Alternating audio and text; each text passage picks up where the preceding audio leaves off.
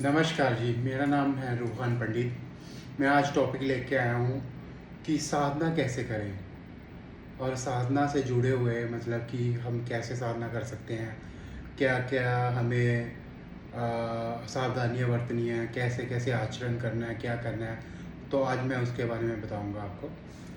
सबसे पहले तो मैं बताता हूँ कि साधना साधना आप कर रहे हो कि सबसे पहले आपका गुरु होना बहुत ज़रूरी है। साधना है, अगर गुरु नहीं है तो शिव शंकर जी को गुरु मान के गुरु धार के शिव और पार्वती को, तो फिर साधना शुरू करें। साधना एक तो होता है क्या है, जैसे आपने ओम नमः शिवाय का जाप शुरू किया है तो उसका आपने अनुष्ठान लिया 41 दिन का, इतने लाख करना है।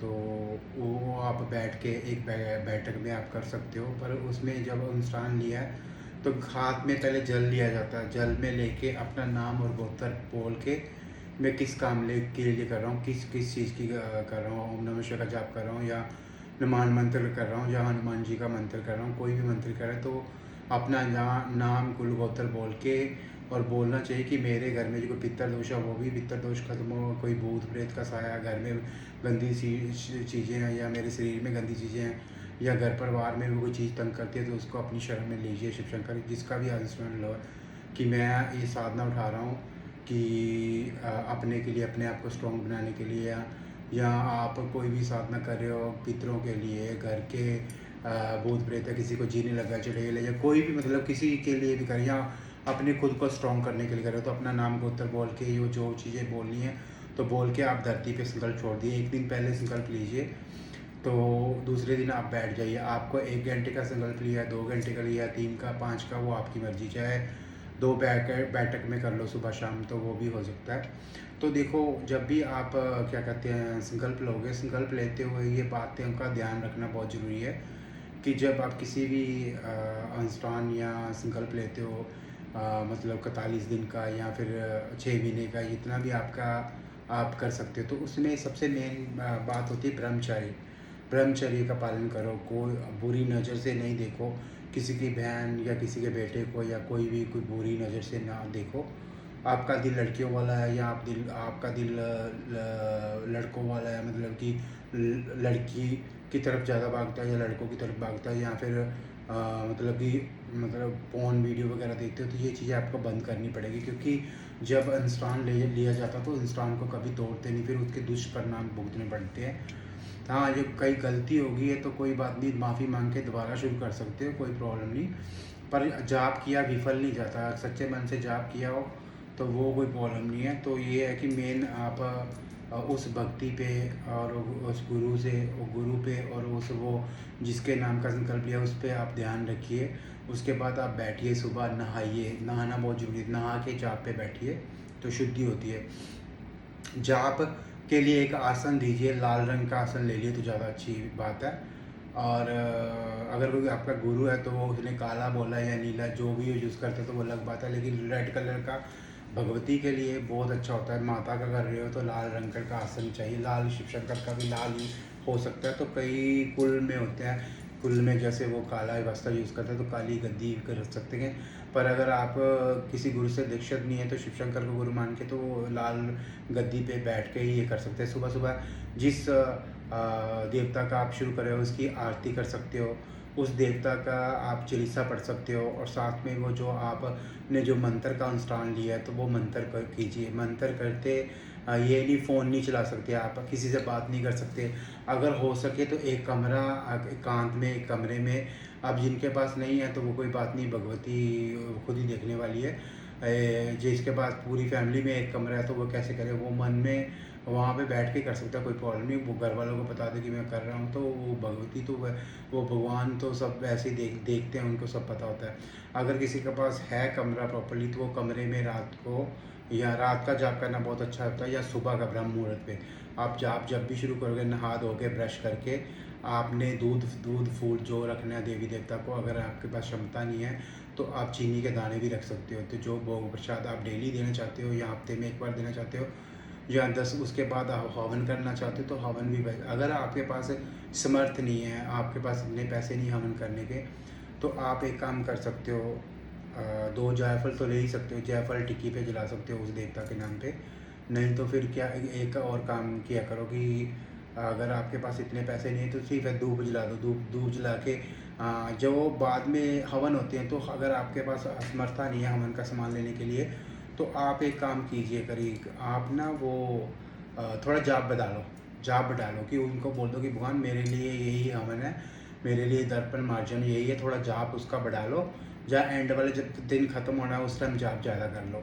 तो जब धीरे धीरे आधा घंटा जाप ज़्यादा कर लो तो उसमें ही आ जाता है। बोल दो भगवान को, वो तो सब सुनने वाले हैं कि मेरे में समर्थ नहीं है कि हवन वगैरह कर सकूँ दसवंत का या कुछ और, तो मैं तो यही कर सकता हूँ। तो ठीक है, वो भी कर सकते हो। और दूसरी बात, जब आप बैठ जाओगे, जैसे आज संकल्प लिया है, पानी जल छोड़ा है, तो कल आपको शुरू करनी होगी साधना। साधना करते वक्त आपने गरीबों को खाना खिलाना है, आपकी समर्था है तो आप खिला सकते हो, नहीं खिलाना तो जब लास्ट में होता है तो अपने मंदिर में, घर में कर रहे हो तो ज़्यादा अच्छी बात है। तो उस देवता के नाम का, आज शिव शंकर है, शिव शंकर जी की खीर बहुत पसंद है शिव फैमिली को, तो आप खीर का भोग लगा सकते हो। अगर हम की समर्था है तो आप एक हवन कर सकते हो, छोटा सा हवन करोगे जैसे ही, तो उसमें जैसे आप ऊतियाँ दोगे तो उसमें खीर वगैरह का ऊतियाँ भी दे सकते हो। तो ऐसी कोई बात नहीं है। तो जैसे आचरण आपका देखो, जब आप जब मतलब कि बैठ गए संकल्प लेके, उस टाइम से शुरू हो जाता है आपका टाइम। एक तो ब्रह्मचर्य का पालन, गंदी चीज़ें नहीं देखनी, फोन वगैरह ये वो। और दूसरी बात, गंदा आचरण नहीं होना चाहिए, किसी के बारे में गलत थिंकिंग नहीं होनी चाहिए। अगर खुद से भाव आते तो आते आते रहे, उसका मतलब आपको नेगेटिविटी गंदी चीज़ है, तो उसको उससे पहले शुद्ध करके ही अपने आप को आप ऐसा भी कर सकते हो, या पहले 41 दिन का जाप कर लो ओम नमः शिवाय का, और शिव शंकर को बोल दो कि जो गंदी चीज़ें हैं, भूत प्रेत या कोई पित्त दोष है, कुछ भी लगा उनको सफ़ेद करो, उनको हटाओ, कि ताकि मैं अपने मार्ग में आगे बढ़ सकता हूँ। मैं जो ये भक्ति की लाइन मैंने चुनी है तो मैं इसमें आगे बढ़ सकता हूँ। तो पहले 41 दिन की साधना करके अपने आप को शुद्ध कर लो। शुद्ध करने के बाद अगर तो आपको पितृ वगैरह है, भूत प्रेत की कोई प्रॉब्लम नहीं, तो आपको तो बड़ी जल्दी दर्शन होंगे देवी देवता के, सब कुछ। अगर आपको घर में प्रॉब्लम है तो फिर थोड़ा टाइम लग सकता है। तो ऐसे आप बैठोगे, उसमें ये होता कि अब आप मंदिर जा सकते हो तो सुबह शाम मंदिर जा दो। घर में तो आप जाप करते हो, वो तो आप पे डिपेंड करता है, घर में करना है जाप, उसके बाद शाम को मंदिर भी जा सकते हो। और मॉर्निंग वॉक, इवनिंग वॉक में इसका कोई चक्कर नहीं है, आप जा सकते हो, कोई प्रॉब्लम नहीं। लेकिन गंदा देखना नहीं, गंदी गाली नहीं निकालनी, गंदे शब्द नहीं बोलने, किसी को उल्टा सीधा नहीं बोलना, किसी का से ठगी नहीं मारनी। जब आप भक्ति लाइन में होते तो हो सके अपनी सिटी मत छोड़ के जाया करो। सिटी शाम को एक दिन भी तो उठना चाहिए। कोई सिटी या कोई रिश्तेदार की शादी आ गई, ब्याह आ गया, तो फिर आप नहीं जा सकते जहाँ, तो फिर पहले देख लो, आप देख के चार्ट बना के सब कुछ, फिर तो आप मतलब कि जा सकते हो। अगर आप क्या कहते हैं, अभी भी मतलब कि स्टार्ट की है साधना, तो उसमें शादी ब्याह वगैरह में जा नहीं सकते। और जब साधना शुरू हो जाती है, साधना में आप मीट अंडा नहीं खा सकते, शराब मीट अंडा ये वर्जित है, क्योंकि ये राक्षस वृत्ति है। तो आप आपकी साधना साधना खंडित हो जाएगी।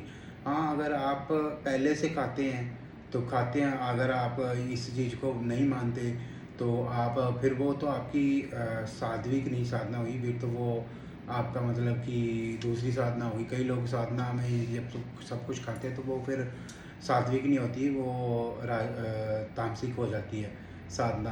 तो वो उन चीज़ों से बचे, और जिसलिए आपने संकल्प लिया, जिसके लिए अपना आचरण सही रखे।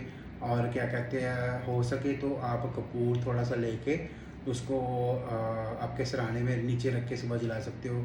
या फिर कभी कभी आप क्या साधना के दौरान आप कपूर घर में जलाओ, थोड़ा देसी घी करके पूरे घर की शुद्धि करो, कोई नेगेटिविटी आती है तो वो भी चली जाती है।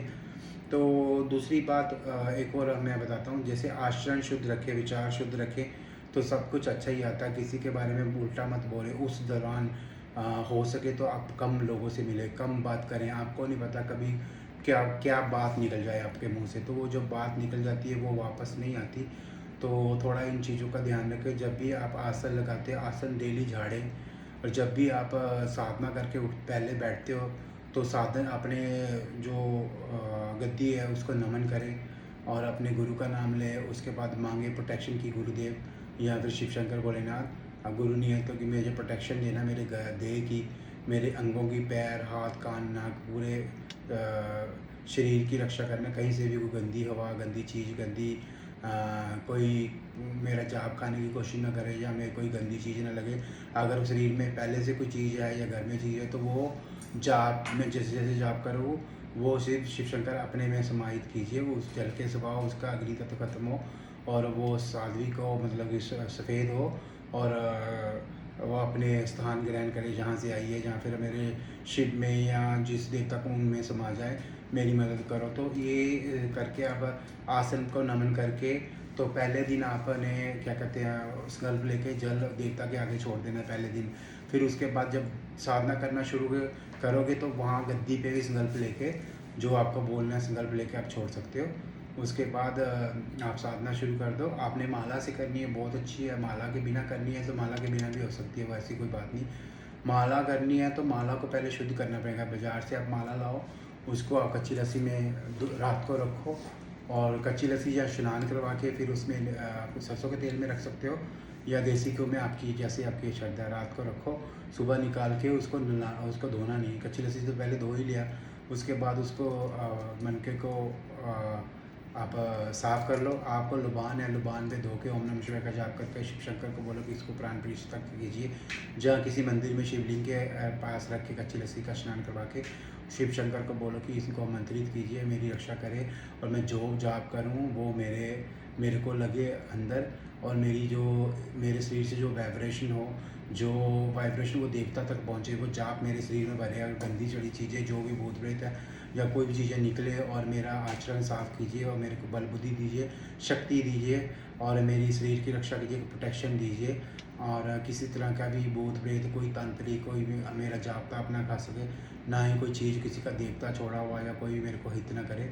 तो आप मेरी रक्षा करना हर आगे पीछे। तो जैसे जैसे मैं जाप करूँ मेरा ऑरा बढ़े। तो ये ऐसे करने के बाद आप संकल्प लेने के बाद आप माला भी आपकी सिद्ध होगी। अगले दिन आप यूज़ कर सकते हो। आप ये वाली उंगली पे यूज़ किया करो। ये देखो, ये गुरु की होगी, उसके नीचे वाली उंगली पे अनामिका की उंगली जिस पे तिलक लगाते हो तो उसमें ओम नमः शिवाय ओम नमः शिवाय। आप माला से भी कर सकते हो। माला से ये होता है कि ध्यान माला में ही रहता था। मैं तो माला से नहीं करता, माला के बिना ही करता। माला के बिना करने से कोई ध्यान नहीं भटकता। और ये मत गिनना कभी भी 1 घंटे का संकल्प लेना, तो वो उसमें क्या होगा कि आप ना एक अलार्म लगा लो। तो 1 घंटे करना है, 2 घंटे करना है, या सामने फ़ोन पे लगा लो। तो ज़्यादा बढ़ा सकते हो, कम मत करना। जाप को बढ़ाना कम मत करना, नहीं तो फिर उतना ही रखो। 1 घंटा करना है, 2 घंटे करना है, 3 घंटे, आपकी मर्ज़ी, जैसे आपकी श्रद्धा। तो जैसे आप जाप करना शुरू कर दोगे वैसे वैसे आपकी ऊर्जा बढ़ेगी, वाइब्रेशन बढ़ेगी। और इसमें ये हो सकता है कि जैसे जाप करें आपको कहीं पहले कोई चीज़ डराने की कोशिश करे, इर्द गिर्द कई चीज़ आए, सांप दिखे या कुछ ऐसे दिखे, डरने की कोई ज़रूरत नहीं। ये सिर्फ शक्तियाँ जो आती है पहले ही देवी देवता के योगिनियाँ और ये चीज़ें आती है, वो आपको भूत प्रेत जो आगे चलती हैं भगवानों के, वो चीज़ें डराने की कोशिश करती हैं। सांप नजर आए, कुछ आएगा, आंखें बंद करके आ जाए, चक्कर आ सकते हैं, थर्ड आई पे वाइब्रेशन हो सकती है। तो डरने की ज़रूरत नहीं, ये तो नॉर्मल है। जो डर जाते हैं तो फिर वो प्रॉपरली काम बन नहीं पाता, डरना नहीं। तो कई बार होता है कि बहुत सिर घूमता है, जैसे ऐसे लगता है कि बहुत सिर, पूरा शरीर घूमता है। तो घूमते जाओ, थोड़ी देर टाइम पर अपने आप बंद हो जाएगा। अगर ये घूमते समय आंखें नहीं खोलनी, आंखें खोलोगे तो फिर तकलीफ़ होती है। और जोर की बिल्कुल निगाह ऐसे नहीं लानी, थर्ड आई पे लगानी, आप सिंपल रहो। यहाँ पे देखना देखो, नहीं तो आपका मन साफ हो, उसके बाद भगवान का नाम हो, सिंपल लंबे लंबे सांस भी ले लीजिए और छोड़िए। इससे ज़्यादा आपको आराम मिलेगा और जल्दी मतलब कि आपकी जो साधना है वो सफल होगी। दूसरी बात, गुरु का नाम लिया, अपने इष्ट का नाम लिया या कुल देवी कुल देवता जिसको जो आपके हैं उनका भी नाम लेके तो आप साधना शुरू कर सकते हैं। साधना करते करते काफ़ी ज़्यादा एक्सपीरियंस होते हैं, काफ़ी चीज़ें दिखाई देती हैं, तो डरना नहीं, ये तो नॉर्मल है ये चीज़ें दिखाई देनी। और उसके बाद आचरण आपका सही है, आप व्यवहार सही है, बात अच्छी करनी, माँ बाप की इज़्ज़त करनी, भाई बहनों की इज़्ज़त करनी, गुरुओं की इज़्ज़त करनी। किसी के बारे में साधना के टाइम कभी भी किसी के बारे में उल्टा सीधा मत बोलो। ना ही पैसे को लेके, कई लोग पैसे को लेके ये करते हैं वो करते हैं, पैसों को लेके झगड़े ये वो, या माँ बाप से ज़्यादा पैसे मांग रहे हैं, ये करना है वो करना है। साधना के टाइम सब छोड़ दो। कोई मूवी नहीं देखनी, कोई फ़ोन वगैरह ज़्यादा फालतू वाली चीज़ें नहीं देखनी। जो खाना सादा खाना है, अगर आप हो सकते हो तो प्याज लहसुन छोड़ दो, नहीं छोड़ सकते तो वो कोई बात नहीं। आप नॉर्मल खाना खाओ, कोई ज़्यादा मसाले वाली चीज़ें मत खाओ, बाहर का मत खाओ तला हुआ। एटलीस्ट साधना काल में ना तो किसी का जूठा खाते हैं, ना ही बाहर से खाते हैं। साधना काल होता है तो अंदर में जो पकता है, जैसे आप किसी का हवन भी कर रहे हो, कुछ भी कर रहे हो, तो 3-4 दिन का आपने पकड़ा है या 11 दिन का संकल्प लिया, तो उस टाइम में आप किसी बाहर से तो ना ही खाओ। किसी लेडीज़ को पीरियड आया हो, क्या पता आपको उसको क्या है क्या नहीं, तो क्या बीमारी है, या उनके कर्म दोष सही नहीं है, या फिर हस्बैंड वाइफ में झगड़े होते हैं, या कुछ भी बाहर का खाना खाओगे तो प्रॉब्लम आती है। तो फिर जब साधना काल होती है, या फिर आप साधना करते हैं या चौकी लगाते हैं, तो उन चीज़ों में उनमें बाहर का आपको खाना चाहिए। आप घर का ही खाइए। हो सके अगर आपकी माँ या आपकी बहन या किसी को भी उस टाइम में पीरियड आता, तो उस टाइम साधना काल में उनके हाथ से मत खाइए, जहाँ खुद बना लीजिए। खुद बना लीजिए ना, कोई चावल मैगी, जो तो आप वैसे तो सात्विक ही खाना खाइए, जैसे चावल हो गए, रोटी होगी, आप खुद बना लीजिए। और किसी का भी जूठा मत खाइए सिर्फ साधना काल में। जब साधना पूरी हो जाएगी तो कोई प्रॉब्लम नहीं। और साधना में काफ़ी एक्सपीरियंस होते हैं, जैसे आप मंदिर जाना है जा सकते हो, रास्ते में आते हुए भी कोई उल्टे सीधे काम नहीं करने हैं। किसी का मोबाइल गिर गया है या पैसे गिर गए हैं, तो वो कई बार भगवान परीक्षा भी लेते हैं, तो आपको कोई मोबाइल मिलेगा, और या फिर कई बार पैसे गिरे होंगे, या सोने चांदी की चैन, चांदी की सोने की होती है वैसे तो वो जिसकी ऑनर तक पहुँचाने की कोशिश की हो जाए, ये देखा जाता है। मेरी आंखों देखी बात है, एक बार हम गए थे वृंदावन में, क्षमा करना राधे कृष्णा। तो उस टाइम किसी ने ना मंदिर के बाहर डब्बे रखे हुए थे, तो वो डब्बे थे कुछ पेड़ों के डब्बे बाहर रख गया था, ऊपर गुरु जी के दर्शन करने थे। तो किसी को ऐसे लग गया कि किसी ने ना फूल और पेड़े ऐसे ही रख दिए हैं, फेंक दिए हैं। तो किसी लेडीज़ ने उठा लिए, तो उठा लिए, अब उठा तो लिए, उसको भी नहीं पता था, तो उठा लिए। उठाने के बाद वो बंदा ढूंढ रहा था, ढूंढते ढूंढते उसी लेडीज़ के पास आया, तो वो हक्की बक्की रह गई। वो समझती थी कि ये पेड़े और फूल ये वहाँ पे किसी ने फेंक दिए, तो उसने इसलिए अब दोबारा उसको बताया कि मैंने लिए हैं, तो फिर वो शर्म भी आएगी ना, शर्म करते मरते उसने झूठ बोल दिया, तो वो भगवान के घर जाके गलती होगी। तो ये ऐसी चीज़ें करा ही ना करो, पहले पूछ लिया करो इधर कोई चीज़ उठाने से। तो वो बंदा है, उसने बंदा पैसे वाला था, वो तो दोबारा ले ही सकता है, उसको क्या प्रॉब्लम है, उसने तो दोबारा ले लिए। पर प्रॉब्लम है कि ना, आप तो अपनी आंखों नज़रों में गिर गए। कहाँ आपको माता रानी ने बुलाया था, वो राधा वल्लभ जी और कृष्ण जी उनको ही बुलाते हैं जिनकी श्रद्धा होती है। फिर बाद में वो टेस्ट भी लेते हैं, आपका कई तरह के टेस्ट होते हैं। तो वो जैसे आप गए हो, तो किसी के पास कराया नहीं है आपके बीच में, वो आपके पास आ गया, रहने के लिए आ गया, तो आप किराया उसका दे देते हो, तो बहुत सुनाते बहुत हो, तो फिर वो कोई फ़ायदा नहीं। ये भी टेस्ट होता है किस्म का। जो भगवान के रास्ते पे चला गया ना एक बार, अगर आपकी हैसियत है उसका घर किराया देने के लिए, या फिर हैसियत है उसको ट्रेन की टिकट के लिए, खाना खिलाने के लिए, तो आप खिला के सुनाओ मत। खिला के सुनाते हो तो फिर वो क्या कहते हैं, वो भगवान को तो पता है कि मेरे घर आकर मेरा ही खाता है, मेरे फिर लोगों को बोलते हैं ऐसे बात, तो फिर ऐसे जाने का क्या फ़ायदा। तो फिर क्षमा मांगा, सुबह शाम क्षमा मांगा करो कि हमसे कोई पाप कर्म हो गया पिछले जन्म से या इस जन्म में, तो उसके लिए हमें क्षमा याचना की दीजिए, हमें माफ़ कीजिए भगवान, जिसको भी आप मानते हो। तो क्षमा याचना करनी चाहिए। और जब साधना करते हैं, साधना में ये रात को भी गंदे विचार मत रख के सोना, अच्छे विचार सोना, और डिमांड मत करना। साधना में सिर्फ भगवान के दर्शन मांगना। जब भगवान दर्शन देते हैं ना, तो दर्शन देते देते भगवान बहुत कुछ दे जाते हैं आपको पता है।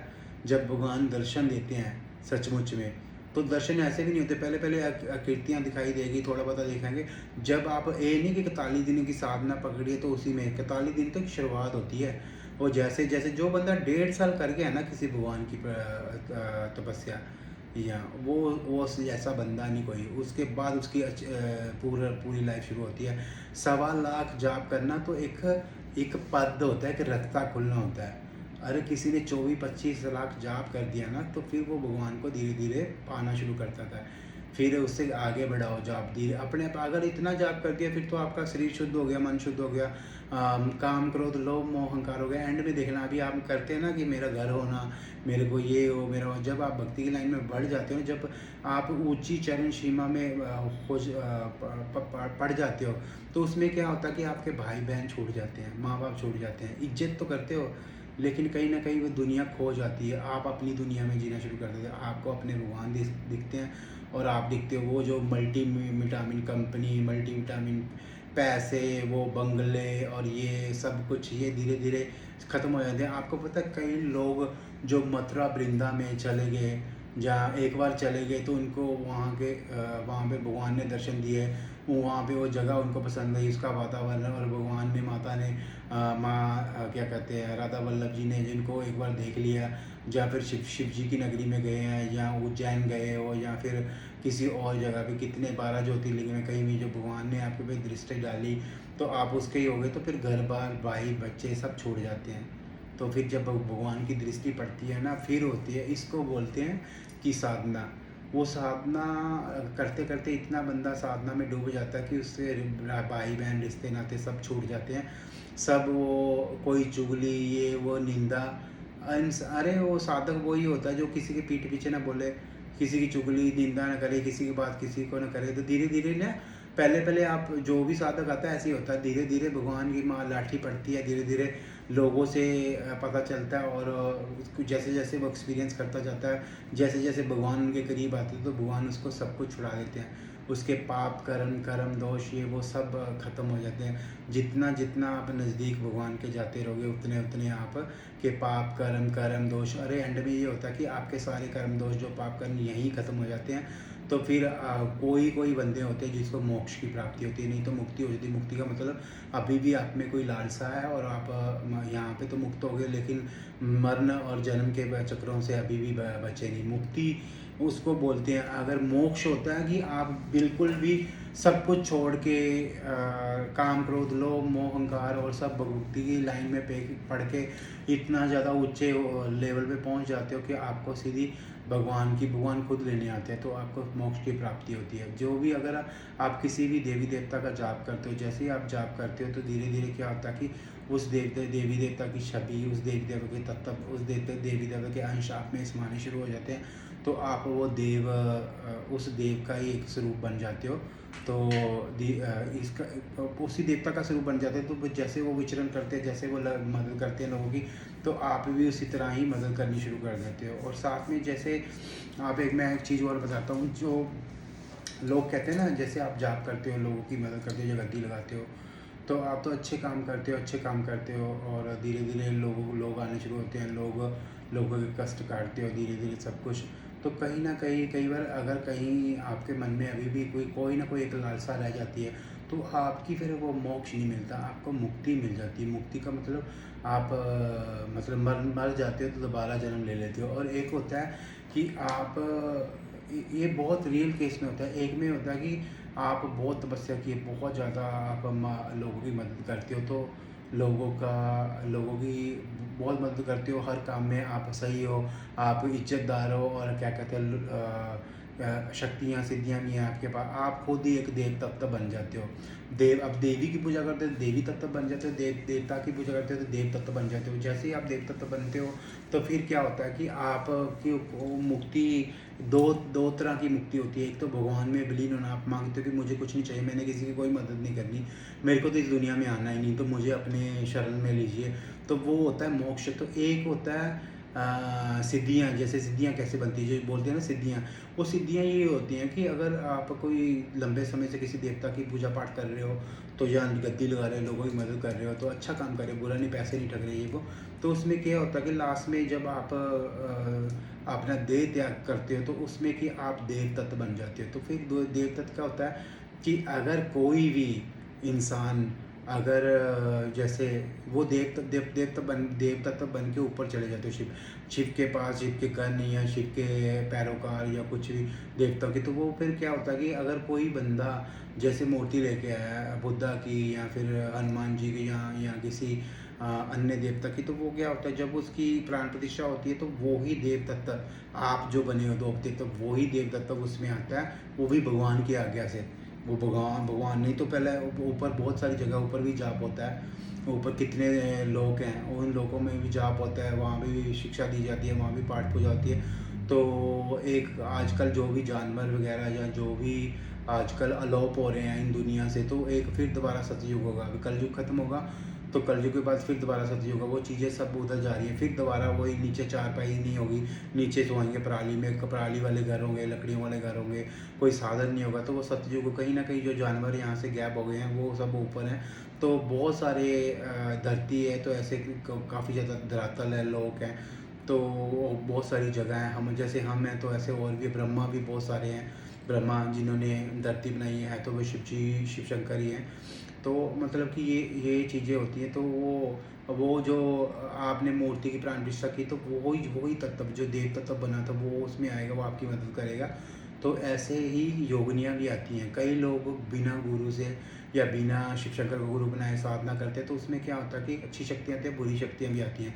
कई बार क्या होता है, डाकनियाँ शाकनियाँ आ जाती हैं, तो वो आ जाती हैं तो वो आपको पाठ पूजा खाना शुरू कर देती हैं, आपका फिर उल्टा से उल्टा शुरू हो जाता है। आप तो अच्छे के लिए करते हो, तो गुरु का बोझ होना ज़रूरी है, और अच्छा आचरण रखोगे, जैसे अच्छा आचरण रखोगे, अच्छा करोगे तो अच्छा ही आएगा। तो फिर और दूसरी बात, जब भी आप साधना काल में आपको डेली नहाना है, और शाम को अगर साधना करोगे तो शाम को भी नहा लेना।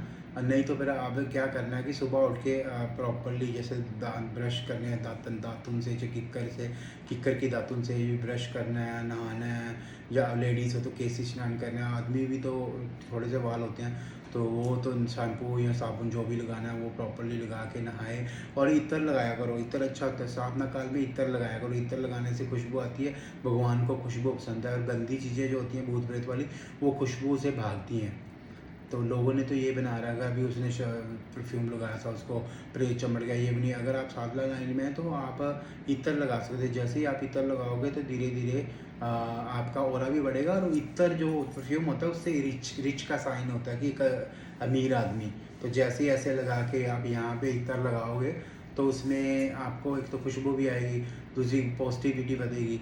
और साधना काल में लगाओगे तो बहुत अच्छी बात है। तो साधना काल में हो सके तो एक टाइम ही खाना खाओ, भारी खाना मत खाना, जिससे भी आपको सुस्ती आए, आप जाप ना कर पाओ। दूध पिया करो साधना काल में, रात को दूध पी लिया। और क्या कहते हैं, फ़ोन वगैरह से, ऐसी चीज़ों से दूर रहो। जॉब करना, आप जॉब करते हो तो वो जॉब तो करो, वो कोई प्रॉब्लम, जॉब तो कोई नहीं हटा रहा, लेकिन आप जो डेली का जो जॉब करना है सुबह शाम, जब भी उसको तोड़ो मत। अगर आप सुबह जॉब करते हो, हाँ, कम कम जैसे सुबह ज़्यादा करते हो, कम करके शाम को ज़्यादा कर सकते हो। शाम को ज़्यादा किया है तो सुबह ऐसे कर सकते हो, कोई प्रॉब्लम नहीं। लेकिन वो एक घंटे का आपने संकल्प लिया तो 1 घंटे ही आप जॉब करो। और अगर 1 घंटे नहीं कर सकते तो आप 2 घंटे कर लो, या पर 45 मिनट से तो कम करना है, नहीं तो फिर तो कोई फ़ायदा नहीं। 45 मिनट सुबह कर लो, 45 मिनट शाम को कर लो। वैसे तो हम तो 4-4 5-5 घंटे बैठ जाते हैं, कोई प्रॉब्लम नहीं, आदत हो गई है। और दूसरी बात, जैसे एक तो हाँ, इज्जत करनी बड़े। जब आप साधना, हो सके तो साधना काल में आप कमरे में रहो, एक कमरा में खाना पीना अपने कमरे में करो, बाहर मत जाओ। अगर आप जॉब वगैरह करते हैं तो फिर तो आपको निकलना ही पड़ता है, वो कोई नहीं। जो बंदे वेले हैं, जो कोई काम नहीं करते, तो और साधना करते, तो उनके लिए कमरे में रह के साधना करें। अगर आपने इस लाइन में बढ़ना है आगे, तो कमरे में सारा कुछ कीजिए। अपने कमरे को डेली साफ़ कीजिए, अपने बिस्तर को डेली साफ़ करना है। आपका बिस्तर बहुत साफ़ होना चाहिए तभी, क्योंकि पैरों से जो धूल मिट्टी आती है तो उसके कारण भी वो भी एक सही नहीं होती है। और जब भी साधना काल में जब साधना करते हो तो अपने कमरे और घर को ना थोड़ा नमक डाल के, नींबू डाल के आप पोछा लगा सकते हैं, जहाँ खाली नमक डाल के। जब साधना काल में आप साधना करते हो तो कभी कभी आप हल्दी के पानी से नहाओ, कभी कभी दूध वाले पानी से नहा, कभी कभी शहद डाल के नहा लिया कीजिए। तो ये जब आप नमक वाला पानी और ये हल्दी वाला पानी ये शुद्ध करता है। जैसे हम भगवानों को चढ़ा सकते तो हम पर खुद क्यों नहीं नहा सकते, खुद भी तो नहा सकते हैं। शहद डाल के कभी कभी नहा लिया करो, तो इसमें पॉजिटिविटी आती है, नमक से नेगेटिविटी ख़त्म होती है। और पोछा भी, उसका भी पोछे में थोड़ा नमक डाल लिया करो या नींबू डाल लिए, तो ऐसे निकाल। फूलों से नहा सकते हो, जो भगवान को पहले आज फूल चढ़ाए, 10-15 मिनट बाद ये तोड़ ले लिए, या फिर मतलब कि पूरा दिन भगवान को चढ़ाए, शाम को लेके ना उस पर उनसे भी नहा सकते हो, उससे भी शरीर की शुद्धि होती है, सारे काम बनते हैं। और अपना बिस्तर साफ़ कीजिए हर रोज़। और हो सके तो आप लैट्रिन वगैरह जब जाते हो, लैट्रिन वगैरह जाने के बाद फिर साधना काल में होता है कि अगर आप अभी नहाए हो तो लैट्रिन कर रहे हो, तो उसमें ये होता है कि दोबारा फिर नहा लो, जहाँ फिर क्या कहते हैं प्रॉपरली हाथ पैर धो के आप अपने जो आसन पे बैठ सकते हो। आसन अगर आसन पे बैठना है, अगर आप तो क्या कहते हैं, गुरु है तो गुरु का मंत्र का जाप कर सकते हो उस शरीर की रक्षा के लिए, प्रोटेक्शन के लिए। और या फिर शिव शंकर जी को अरदास है, या फिर एक शाबर मंत्र आते हैं, जो शाबर वैसे ऐसे शाबर मंत्र करने नहीं चाहिए बिना गुरु के। या फिर हाथ में जल लेके गंगा माता को प्रार्थना करो, शिव और गंगा माता को साक्षी मान के कि मैं आज साधना कर रहा हूँ, तो मेरी प्रोटेक्शन करनी, हे गंगा माता मेरी प्रोटेक्शन कीजिए, शिव शंकर भोलेनाथ मैं ये जल चढ़ीता हूँ। जैसे ही साधना पे बैठ के जगह पे साथ में आप गड़वा रख लिया, थोड़ा सा पानी लिया और सिर से ऐसे वार के पूरी गद्दी से तो मतलब रख दिया, तो फिर उसमें होगा कि प्रोटेक्शन हो जाएगी। गंदी जो चीज़ होती है, वो गंदी जो नेगेटिविटी चीज़ है, या कोई आपकी तपस्या खाने की कोशिश करते जो कोई चीज़ होती है, तो वो फिर आपके हैवी नहीं होगी, तो ना खा सकती। तो ऐसे भी आप सर्कल लगा सकते हैं, या फिर हाँ अपनी जब बैठ के अंदर बैठ के उंगली से चक्कर बना सकते हो ऐसे करके धरती पे, वो क्या कहते हैं, हल्दी से बना सकते हो, कुमकुम से बना सकते हो, या फिर क्या कहते हैं हल्दी कुमकुम से चक्कर को होगा, या फिर पानी से जल से गंगा जल डाल के शिव शंकर को, तो वो भी बना सकते हो। वो बनाने का मतलब है कि आपको कोई भी नेगेटिविटी तंग नहीं करेगी, और जैसे भी आप अच्छे मन से और खुश रह के अच्छे और हैप्पी रह के आप साधना करें, कोई सैड ना हो, डरे ना। अगर आपको कोई आकृतियाँ दिखाई देती हैं, कोई छाया दिखाई देती तो इन चीज़ों से डरना नहीं चाहिए। जितना आप डरोगे उतना ये हैवी होंगी, आपको करने नहीं देंगे। कोई बात नहीं, कोई किसी को कुछ पैक क्या बोल सकता।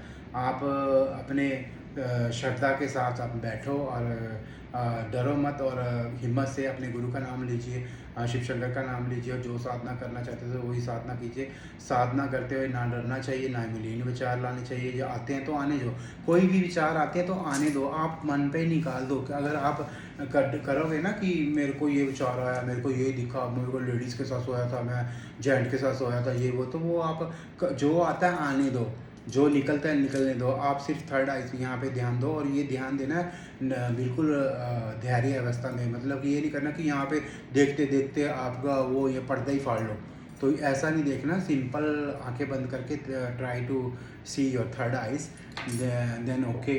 फिर धीरे धीरे आप जैसे जाप शुरू कर दोगे, करोगे, आपका धीरे धीरे होना बड़ा। कईयों को तो 2 हफ्ते में देवता या माता के दर्शन होते हैं, वो दिखाएंगे दर्शन। किसी मंदिर में आप जाते हो, जिसमें जाते हो, या किसी माता को आप मानते हो, तो उसके रूप में शायद वो दिखेगी देवी या देवता। तो धीरे धीरे, या फिर नंदी नज़र आएंगे, या हनुमान जी करो तो बांदर वगैरह नज़र आएंगे।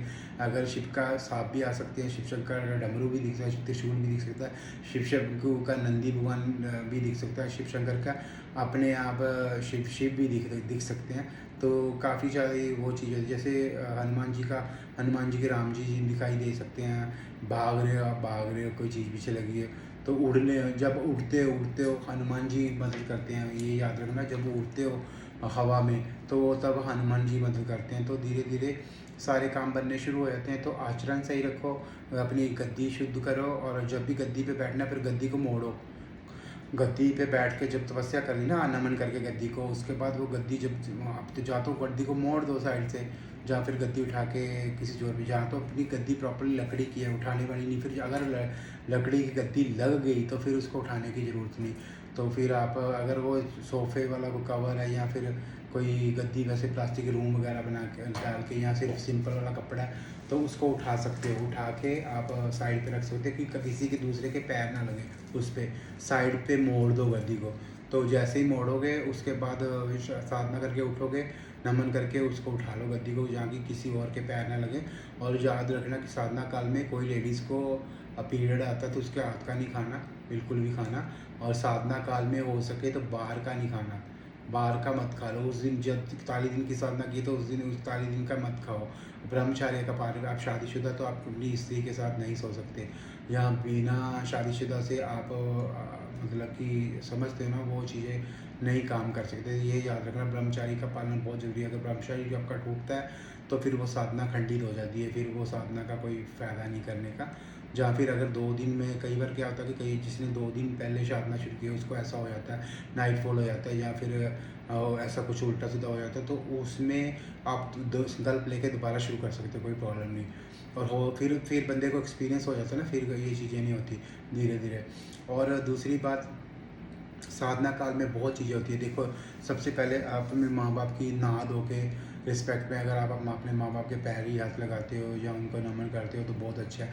जब माँ बाप का आशीर्वाद होता है, उस बंदे पे साधना बड़ी जल्दी काम करती है। साधना उतनी बड़ी जल्दी सफल होती है जो बंदा अपनी माँ बाप की इज्जत करता है, स्त्री की इज्जत करता है, अपने भाई बहनों की इज्जत करता है, कोई झूठ नहीं बोलता। साधना काल में बिल्कुल झूठ नहीं बोलना वर्जित है। आप झूठ बोलो, कुछ भी, आपको कोई लाख रुपया दे रहा है, 2 लाख रुपया, साधना काल में झूठ मत बोलो। और आचरण सही रखो। और दूसरी बात है, भगवान को फूल चढ़ाने चाहिए। वो तो अच्छी बात होती है, भगवान को फूल चढ़ाने चाहिए। और जब तो साधना करते हो, अगर आप तो मतलब कि ठीक है पैसे पुसे वाले हैं, तो साधना काल में क्या करिए कि मंदिर जाते हुए क्या कहते हैं, किसी गरीब को खाना खिला दिया, या घर से 2 रोटियां बना के ले गए, या कुछ कुछ भी ले गए सब्जी के साथ, तो वो किसी को दे दी, किसी पंडित को कुछ दान कर दिया, किसी गाय का, सबसे मेन होता है गाय को चारा डाल दो।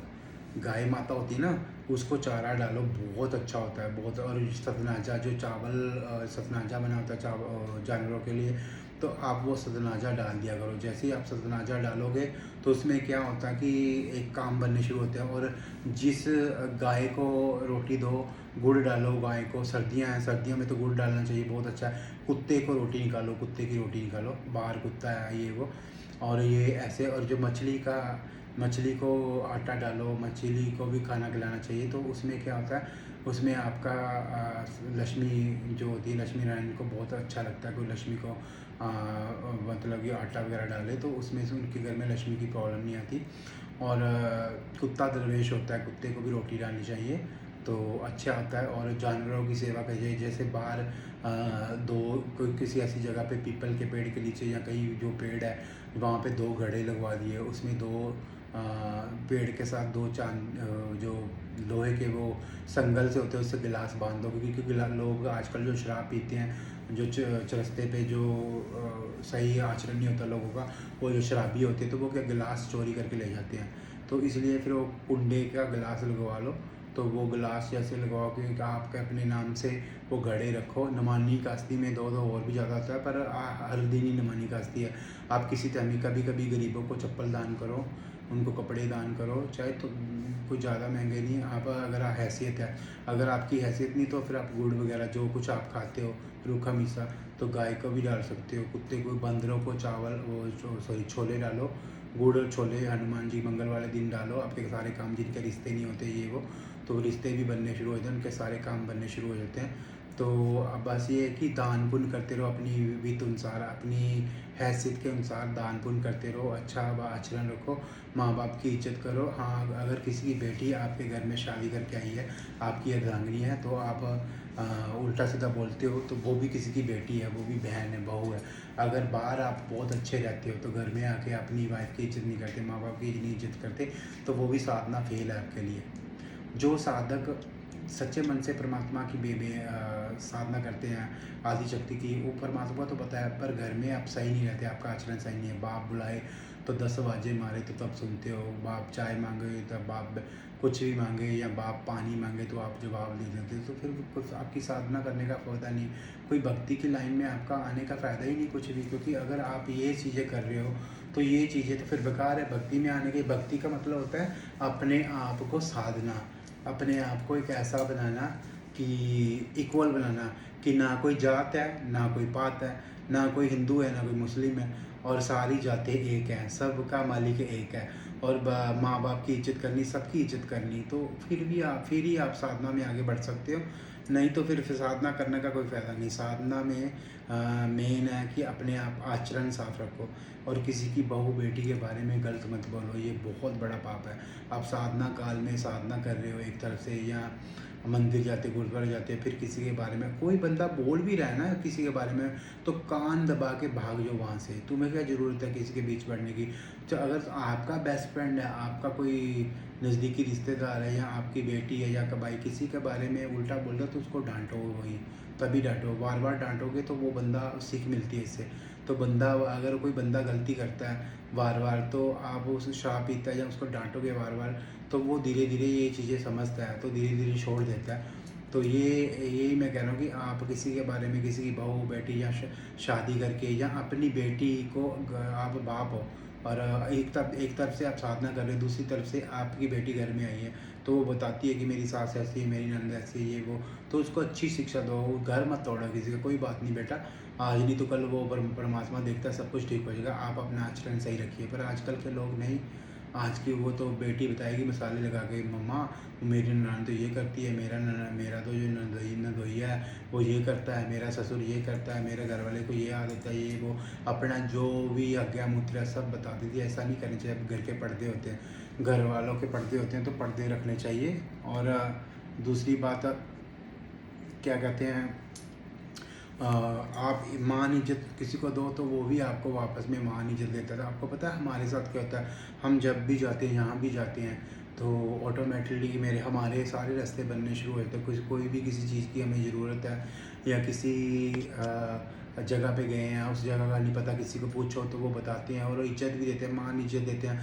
ये होता है कि आपके भक्ति पाठ पूजा, और आप भगवान से प्यार करते हैं, तो भगवान सारे रास्ते बना देता है। आप किसी कंट्री में भी चले जाओ तो उसी कंट्री में आपकी इज्जत होगी। अब हम जाते हैं लोगों की शुद्धियाँ करने, लोग हमें टिकट स्पॉन्सर करते हैं, तो लोगों के घर की शुद्धि करने के लिए, या घर में प्रॉब्लम है तो हम जाते हैं, तो वो हमें इज्जत मान देते हैं। अगर हमारे परमात्मा की कृपा है, कुछ है, तभी करते हैं, नहीं तो वैसे आपको पता है, अब किसी कंट्री में दूसरी कंट्री में जाना, या उसी कंट्री में किसी के घर की शुद्धि, आप फ़ॉरेन में, ये इंडिया में डिफरेंट है, फ़ॉरेन में अभी किसी के घर की शुद्धि के लिए जाओगे, किसी के जहाज़ की शुद्धि के लिए, होटल की शुद्धि के लिए जाओगे, तो अगर आप में पावर है तभी जा सकते हैं, नहीं पावर है तो आप किसी के घर के जाके देखो, शाम को लड़ाई हो जाती है, वो चीज़ें ऐसी बंदे की मत मार देती हैं, या कोई ना कोई कई तरह के केस हो जाते हैं, कभी हो जाता है। पर ये है कि अपने को, आपको विश्वास हो, आपका आचरण सच्चा हो, तो भगवान रास्ते बनाता है।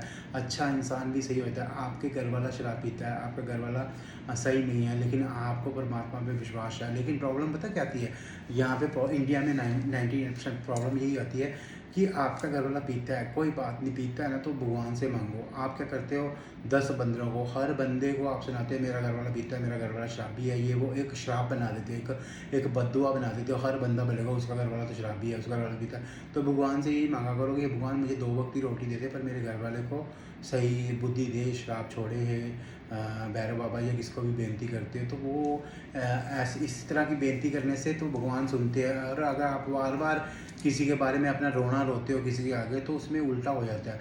बार बार कोई चीज़ मुंह से निकालनी, वो एक तरह का श्राप हो जाता है। तो ये चीज़ें छोड़ो, ये अपने आप को पहचानो अपने। और एंड में घर वाला और वाइफ वो ही एक दूसरे के काम आते हैं। और ये होता है कि जो रिश्तेदारों को सुनाते हैं तो बाद में वो 4 बंदों को सुनाते हैं, तो आपका मजाक बन के रह जाता है।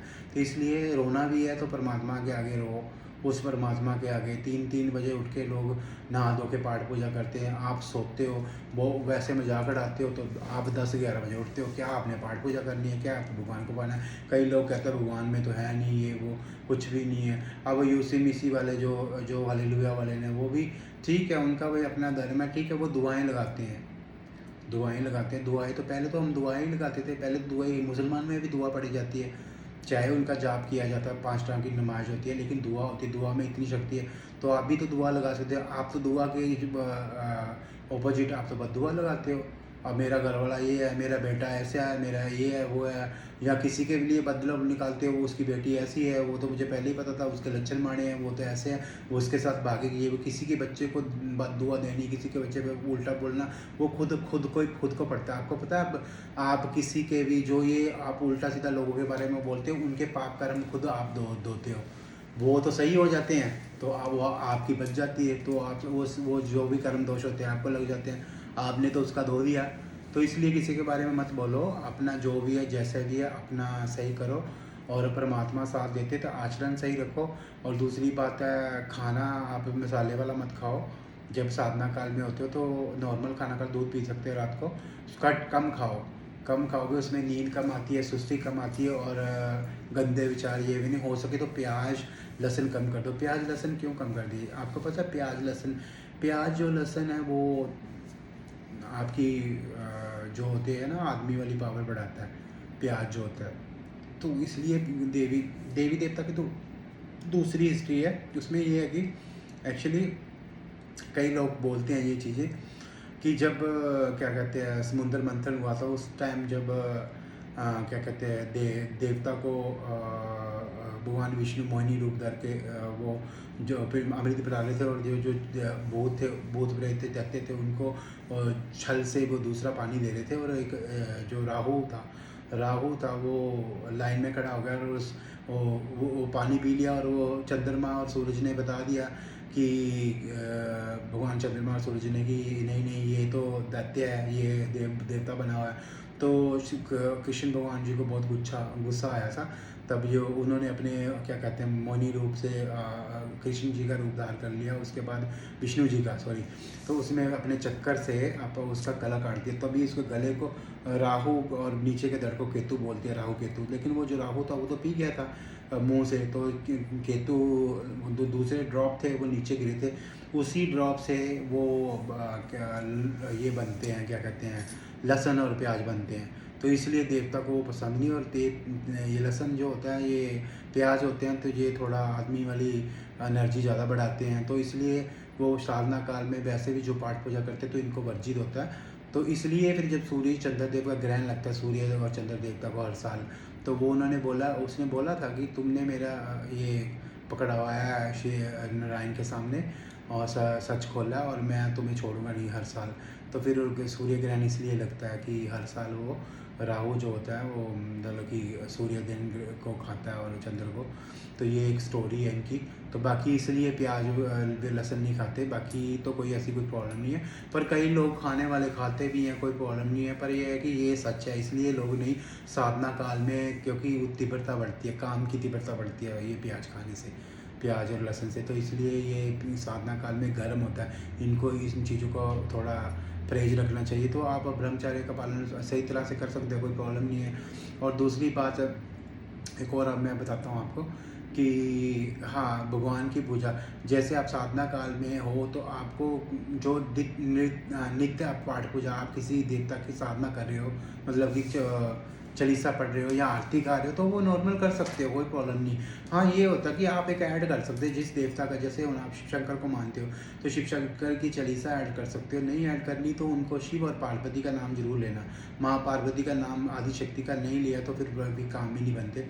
शिव और पार्वती का नाम लेके अगर आप उनकी साधना करें तो उनकी साधना जैसे करते हो, शाम को एक आरती तो बनती है उनकी, शिव और पार्वती जी की आरती। अगर आप में घर में पहले से आरती गणेश जी की हो रही है तो उनको कंटिन्यूस रखो, लेकिन वो शिव पार्वती की मूर्ति, फ़ोटो ले आओ, मूर्ति नहीं, सिर्फ फ़ोटो ले आओ, या अपने फ़ोन में फ़ोटो रख के, तो वो आरती आप खुद पढ़ो तो ज़्यादा अच्छी बात है। आप खुद पढ़ोगे तो बहुत अच्छा रिजल्ट मिलता है। अगर आप खुद नहीं पढ़ोगे तो फिर आप दूसरी आरती फ़ोन पे लगा सकते हो, तो उनकी भी आरती साथ में करो, उनको जोड़ो, क्योंकि आप उनकी साधना करें, उनकी कृपा जल्दी प्राप्त होती है। और ये आपको पता, चालीसा पढ़ने से देवी देवता बड़े प्रसन्न होते हैं, क्योंकि उनकी अगर आरती और चालीसा करने से देवी देवता प्रसन्न होते हैं, उनकी कृपा प्राप्त होती है, क्योंकि वो बड़े प्रसन्न होते हैं भी मेरा शिष्य या मेरा बेटा मेरी आरती कर रहा है, मेरा भक्त मेरी आरती कर रहा है। तो वैसे ही वो आपकी सुनते हैं, ऐसी नहीं कि आपकी की सुनते नहीं। देखो, आप साधना करते हो या पाठ पूजा करते, पहले आप शराबी थे या पर उल्टे सीधे काम करते थे, एकदम से आप साधना में आ गए, भगवान को मानने लगे। ये परमात्मा दिखाते हैं। या आपके दादे परदादे ने कोई अच्छे काम किए, या पिताजी ने, पिता माता चल बसे, लेकिन वो उनकी इच्छा थी कि आपका बेटा भी पाठ पूजा करे, भक्ति लाइन में बढ़े, थोड़ा काम के जैसे काम करता, लेकिन भगवान की तरफ भी बढ़े। तो कई लोग शराब पीते हैं, नहीं करते, अचानक से माँ जाने के बाद तो वो बच्चे भक्ति की लाइन में उड़ जाते हैं ना कहीं वो उनकी दुआ लग जाती है माँ बाप की, तो वो उसके बच्चे भक्ति लाइन में आ जाते हैं। तो मेरा कहने का मतलब है कि सच्चा आचरण रखो, माँ बाप की इज्जत रखो, और भक्ति वगैरह जरूर। और साथ में जब किसी देवता की साधना कर रहे हो तो उसमें चालीसा जोड़ दो या उनकी आरती जोड़ दो। चालीसा के दौरान अगर उस भगवान की आप जो साधना जिसने ली है उसमें आपको नहीं कुछ रखते, आपकी समर्था नहीं है कि आप डेली के उनको भोग लगवाएं, तो आप क्या कीजिए, चीनी रख दीजिए, थोड़ी सी चीनी भगवान के नाम की रख दीजिए। वो चीनी से कुछ, वो तो खुशबू से खुश हो जाते हैं, कोई वो नहीं है। हाँ, आपको मिश्री का रख सकते हो, आप पेड़े रख सकते हो, खीर बना के, अगर आपकी समर्थ है, खीर थोड़ी सी खीर बना के दे सकते हो डेली। या फिर आप हवन करते हो तो हवन में आहुतियाँ दे दो, जो भी जिस जो मंत्र का आप जाप कर रहे हो उस मंत्र के आप जैसे हवन करते हैं, हवन करते करते आप वो क्या कहते हैं, वो हवन कुंड में उनके नाम की आहुतियाँ दे सकते हो। तो उसमें भोग प्रसाद उनका आप देखते कुल देवी कुल देवता का सबका भोग प्रसाद दे सकते हो एक ही टाइम में, कोई ऐसी प्रॉब्लम नहीं है। और दूसरी बात आपको बताता हूँ, रह गया थोड़ा सा, कि जब भी आप साधना पकड़ते हो, साधना पकड़ने के दौरान आप हो सके तो नीचे सो ज़मीन पे। जैसे आपके भगवान होते हैं ना, तो आप उनके सामने सो सकते हो, या फिर आप कमरे में नीचे सो। साधना के दौरान नीचे सोओगे तो बड़ा अच्छा फल मिलता है। ऊंचा नहीं होके सोना उनसे, भगवान से। अगर आपकी मंदिर ऊंचा बना है तो फिर तो कोई प्रॉब्लम नहीं, आप ऊंचे भी सो सकते हो, कोई प्रॉब्लम नहीं। पर ज़्यादा चलो हो भी आप मतलब किसी अब किसी टेबल पे आपने भगवान रखे हुए हैं या कोई जगह बना के भगवानों को दी है, लेकिन आप उसमें क्या कर सकते हो कि आप नीचे गद्दा बिछा के या चादर बिछा के आप नीचे सो। जब तक आपकी साधना पूरी नहीं होती, उस साधना काल में आप नीचे सो तो बहुत अच्छा होता है, उसमें कि भगवान की कृपा होती है। पहले पहले के टाइमों में क्या होता था कि जब मतलब लोग जंगलों में रहते थे या फिर उनके पराली के घर थे, लकड़ियों के घर थे, तब नीचे होते थे, वो मिट्टी की अपनी प्रतिमा बना के तो नीचे सोना। एक्चुअली दिए जो दिए होते हैं ना, पहले मिट्टी के दिए होते थे, वो उसमें देसी घी होता था, वो जलाते थे घर की रोशनी के लिए। पहले के टाइम पे आप जाप करना है, कुछ भी करना है, तब तो वो इतना नहीं तो वो अंधेरे में भी जाप कर लेते, लेकिन वो रोशनी जलाते थे घर की रोशनी के लिए। पर यहाँ पे लोगों को अब दिवाली होगी, दिवाली पे दिए जलाने हैं, या फिर किसी देवता को इतने दिए देने हैं, या मंदिरों में चलो ठीक है दिए भगवान को चढ़ाते हैं। लेकिन ये जो अपने घर में जो दिए फालतू के 10-10 दिए, इसका ये वाला, एक्चुअली वो समझ ही नहीं पाते सारी उम्र। एक दिए से एक सादे सब सादे।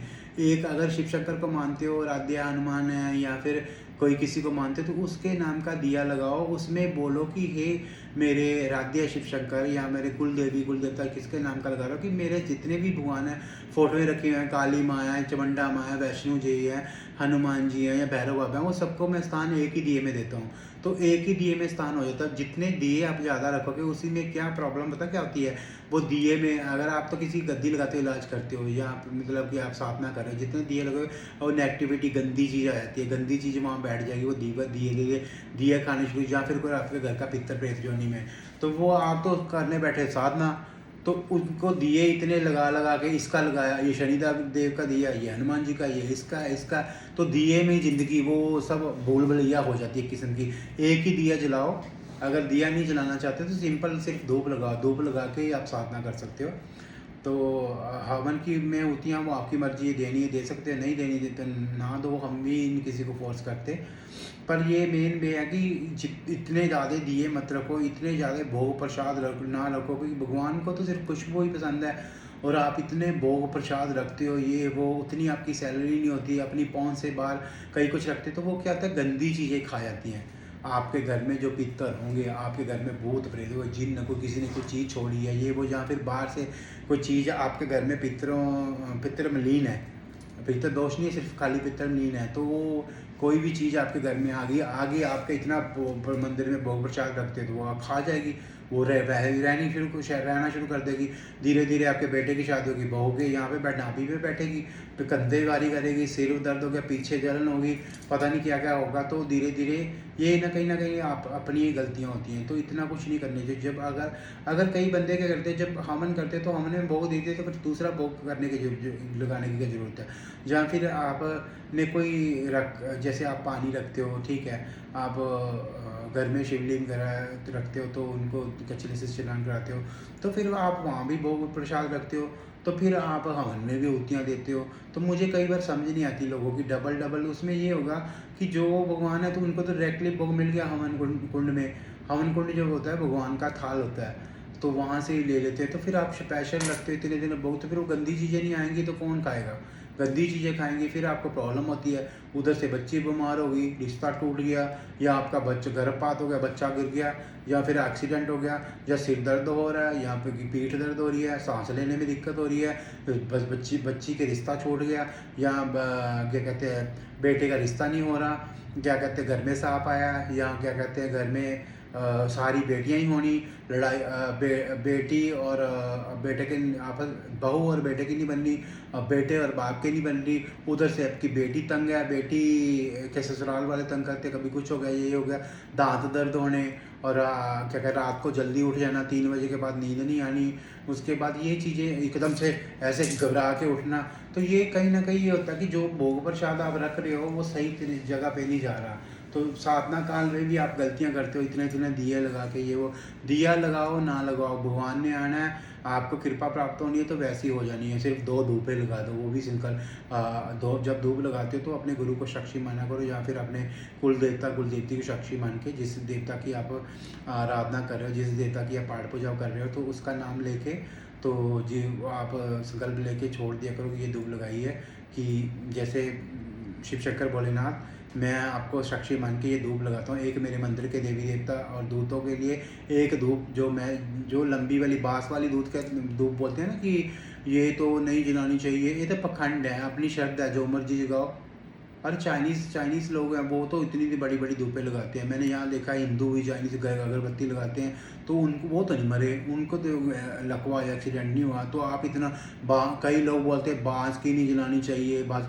अरे ये चाइनीज़ में बांस का घर में दरख्त भी लगा दो ना, तो मतलब बिजनेस है, वो कभी ख़त्म नहीं होता, वो काटोगे फिर आगे बढ़ जाता, काटोगे फिर आगे बढ़ता। पर ये इंडिया वाले ना कई चीज़ें उन्होंने पीछे से पुराने से किसी ने कुछ बोल दिया तो बस वो ही लेके आ रहे हैं, पता नहीं क्यों। अब दिए का बोला था, दिए का ये बोला था कि पुराने टाइम में तो बत्ती नहीं होती थी, लाइट बत्ती नहीं होती, तो दिया जला दो रोशनी हो जाती थी।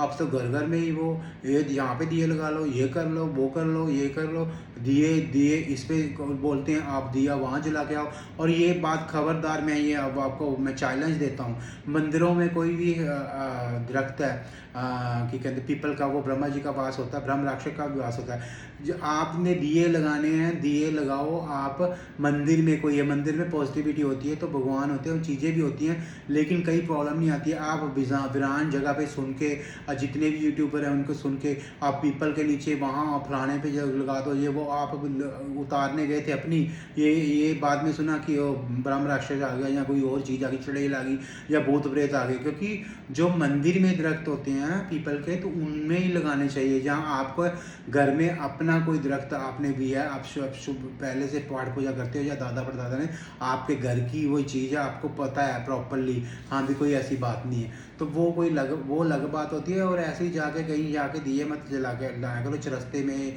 ये करना वो करना, ये बोलो। अरे जो मुझे एक समझ नहीं आती, जब प्रॉपरली ये चुगानन माता, शीतला मदाना बसंती, ये तीनों माता तो होती हैं, मदानन क्या होती है, यही होती है सारी देवी, और क्या कहते हैं ये सब शिव शंकर के अंडर होती हैं, तो माँ आदिशक्ति काली के अंदर होते हैं। तो फिर जब उनका प्रॉपरली मंदिर बने हुए हैं, तो फिर आप क्यों धक्के खाने जाते हो? लोग अगर किसी ने बोल दिया चरस्ते पे रखना, आप किसी ढाला करके चरस्ते पे रखा है, तो किसी बच्चे का पैर लग गया, तो फिर आपको देने के लेने की आपको दुआ क्या बद्दुआ लग जाएगी, और काम खराब हो जाएगा। और होते भी हैं कई लोगों के, आपको क्या ज़रूरत पड़ी है ऐसी चीज़ों करने की? वो चीज़ें पता है गंदी चीज़ें होती हैं जो आपको बोलती हैं कि चरस्ते पे ये कर दो वो करो, वो खुद खाने के चक्कर में आपके घर में कोई चीज़ होगी, या वो खेल के आएगी या बोलेगी, ये वो ज़्यादातर तो पित्तर पुत्तर ही होते हैं, और जुड़ेले जुड़ेले होते हैं। जो देवी देवता होते हैं ना, वो कभी भी नहीं बोलते ये कर दो, वो ये करे कि यहाँ बच्चा गाय को वो पट्ठे डाल देना, या गुरुद्वारे में झाड़ू पोछा कर दो, और जहाँ फिर कोई मतलब दान पुण्य कर दो, तो वो अच्छी चीज़ें होती हैं तो वैसे ही काट देती हैं, और क्या कहते हैं हवन से हो जाते हैं, हवन से कट जाती हैं। तो ये चीज़ें नहीं बोलते कि चरस्ते में भी ये कर दो वो कर दो, ढाले कर दो। ढाला करना, ढाला होता है, कई लोग करते हैं, लेकिन वो ढाला करके पानी में जल प्रवाह कर दो, पानी में कर दो जल प्रवाह कर, जल देवता को नमन करके वो, तो ये वो चीज़ें हो जाती है। तो इन चीज़ों से आप दूर रहो। और दूसरा, साधना काल में बहुत चीज़ों का ध्यान रखना चाहिए, ये तो जो मैंने आपको पॉइंट बताया है, ये पॉइंट को फॉलो करो और धीरे धीरे सारा कुछ सही होना शुरू हो जाता है। सारा कुछ आप साधना में भी उभर आते हो। आपको अगर गुरु बनाया तो गुरु का आशीर्वाद भी मिलता है। मन सच्चा है तो ठीक है, 1-2 साल भटके लोगे तो कोई भी प्रॉब्लम नहीं। धीरे धीरे आप एक ही देवता की भक्ति करते रहो, एक ही देवता की साधना, चालीसा और उनका कवच पढ़ते रहो, तो वो ही देवता आपको प्रोटेक्शन देता है। तो उसी से आपका हो जाता है। सब दूसरे सारे देवताओं का पता था भी ये उसका भक्त है, ये शिव शंकर का भक्त है या विष्णु भगवान जी का भक्त है, तो वो सब आप पे कृपा करते हैं। मंत्र कोई छोटा बड़ा नहीं होता। आप बोलते हो पीछे लग जाते हैं नहीं, और वो उसने ना इसकी साधना की है तो उसका देवता ऐसे है, ये वो। अपने देवता को छोटा मत समझो। सारे देवता एक ही बराबर होते हैं। ये आप पे डिपेंड करता है आप किस तरह की भक्ति कर रहे हो। आप अगर अच्छी भक्ति कर रहे हो, आप उसको प्रॉपरली, वो देवता की कृपा है, खुश है आपसे, तो धीरे धीरे उनकी इतनी कृपा हो जाएगी आपके ऊपर। तो हर देवता, किसी देवता को हाथ जोड़ के कोई बेनती करोगे ना, तो वो देवता आपकी मदद करेगा। जरूरी नहीं है कि आपको मतलब कि ये चरस्ते में चीज़ें करनी है, शमशान में चीज़ें करनी है, नहीं। अगर आपकी भक्ति का लेवल इतना अच्छा है ना, तो आप अगर घर में भी रह के हवन करते टाइम आप बोलो अपने देवता कि मैं 2 लौंग से ही प्रेत काटना चाहता हूँ, 2 इलायची, 2 लौंग, 2 जायफल, ये चीज़ों से भी। अगर आप ये नहीं करते कि मैं सिर्फ अपने हवन की राख से ही मैं लोगों को ठीक करना चाहता हूँ, तो वो भी हो जाता है। ये आप जितनी तपस्या करके वो चीज़ मांगोगे और ज़्यादा, जैसे जैसे आप लोगों को दोगे आपका ऑरा बढ़ेगा, धीरे धीरे सब कुछ सही हो जाता है। वो उसकी राख से ही आपका काम बनना शुरू हो जाता है। अगर आप हवन से नहीं करना, तो आप जैसे आपको सही है तो देवता वैसे ही आपकी मदद कर। हवन से आप करना चाहिए। अगर जायफल वगैरह सिर से वार के उतारे करके, तो वो तारे हवन कुंड में जलाओगे तो उसी से भी देवता खुश हो जाते हैं। ये तो आप पे डिपेंड करता है कि आप किस तरह हो, आप कैसे हो, आप किस तरह की भक्ति करना चाहते हो। आचरण अपना सही रखो, सब कुछ सही रखो। साधना काल में काफ़ी चीज़ों का ध्यान रखो, परमात्मा मदद करते हैं। और मेरा अगर चैनल अच्छा लगता है, अगर आप मेरी बातें आपको मेरी अच्छी लगती है, जो मैं आपको ज्ञान देता हूँ, तो आप मेरा चैनल सब्सक्राइब कर सकते हो, लाइक कर सकते हो और आगे आप मुझे कमेंट कर सकते हो। नमस्कार।